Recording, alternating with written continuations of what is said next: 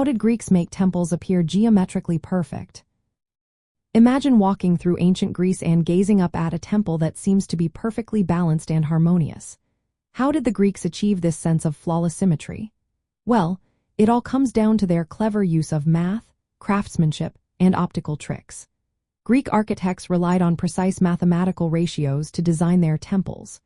They used the golden ratio, which is about 1.6, to determine the relationships between different parts of the building. For example, the length and width of the Parthenon follow this ratio, making it look just right to our eyes. They also used geometric shapes like squares and rectangles to plan out the layout and proportions of the entire structure. When it came to the columns, each order had specific rules.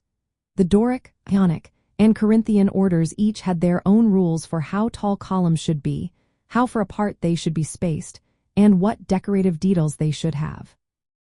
Architects often used formulas to decide how many columns to put on the front and sides, like having a certain number of columns on the front compared to the sides, which kept everything looking balanced. The actual building process was just as precise. Stones were cut into simple shapes like rectangles and circles, then fitted together without mortar. They used iron clamps with molten lead to hold the stones tightly, which helped the temples withstand earthquakes. But even with all this precision, the Greeks knew that the human eye can be fooled. So they made tiny adjustments, like slightly curving the stylobe, the platform the temple sits on, or tilting the columns inward a little.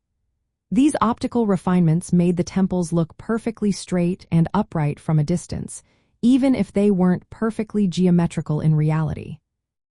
When you walk around these ancient temples in Greece, you can see how they combined science, art, and craftsmanship to create something that looks flawless.